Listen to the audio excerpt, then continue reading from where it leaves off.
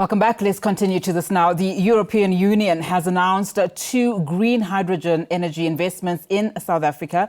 The investments are a 140 million rand that will go to Transnet to help with issues of trade, and R500 million that will go to the green hydrogen energy. Now, the EU Energy Commissioner, Kadri Simson, is in the country and signed the agreement with the South African government in Pretoria. The investment has been described as an opportunity to re-industrialise the South African economy.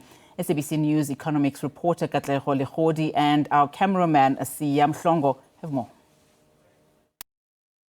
Country's hydrogen economy coming under the spotlight this afternoon as we see the European Union just coming through for South Africa where these investments are concerned.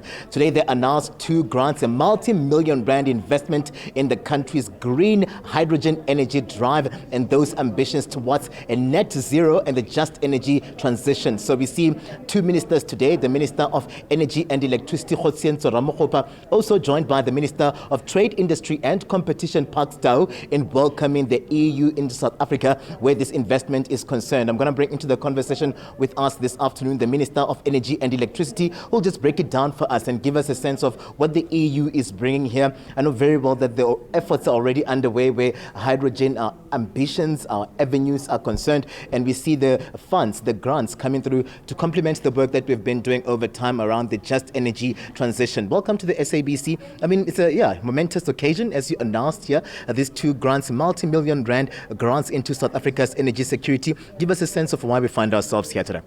Thank you very much, Katlego. Yes, I think we enjoy a very cordial, productive relationship with the European Union, one of our biggest trading partners. And of course, the European Union, also like any other developed country, has got an ambition of transitioning. They've got their own targets. They've identified the hard-to-abate sectors, aviation, maritime, and energy-intensive industries as the industries that can give them an opportunity to transition quicker. And one of the technology solutions that is available to us is the green hydrogen. But the countries that are sitting on those endowments is ourselves, South Africa, Namibia. So they found it necessary for them to enable the progression of these projects so that they can be fast-tracked to get to a financial close so that they get to realize this benefit. So today they were announcing 2 facilities. One is 100 million rands that is directed towards Transnet, but the most significant one is R500 million rands that is directed towards assisting us in developing, if you like, the value chain of green hydrogen from your minerals that are going to be an input into the electrolyzers that are being used for us to produce green hydrogen so that we are able to advance those projects and we are able to benefit as a country. So we welcome this investment because it opens a new frontier. Green hydrogen is going to enable us to transition the South African economy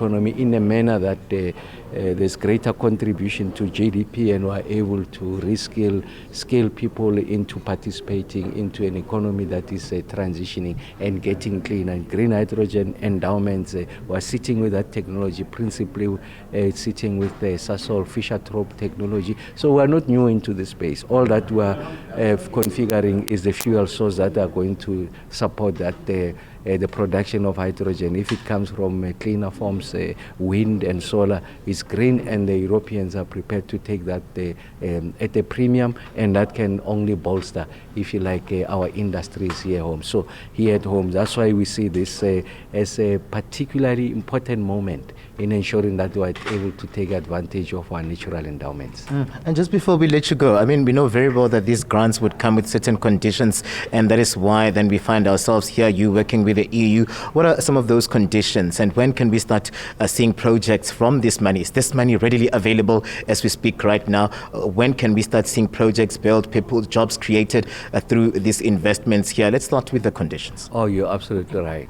So one of the things that we need to guard against is receiving, if you like, financial assistance that comes with conditions that could be prohibitive. We are happy to say that on examination, myself, Minister Tau and the technical team, we are happy that these are conditions free. So they are not attached to any condition other than the 500 million rand should be towards the value chain of green hydrogen projects. The second one is that they are going to collaborate with the existing local infrastructure in the form of our DFIs, the IDC, the DBSA, to ensure that we are able to access some of these facilities.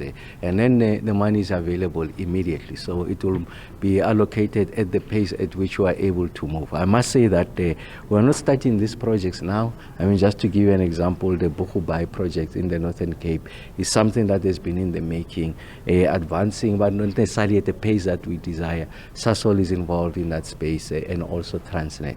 And then we have the private sector sponsored project in the Eastern Cape, driven by Hive, but supported by provincial government. So these are some of the candidate projects that are far advanced. They are likely going to remake the, if you like, the economic landscape of those two provinces and the country using green hydrogen. So we are going to, in part, look at other projects that can benefit. But these are some of the flagship projects that are already there. The money is immediately available, not granted conditions, and they will be working with the local DFI infrastructure.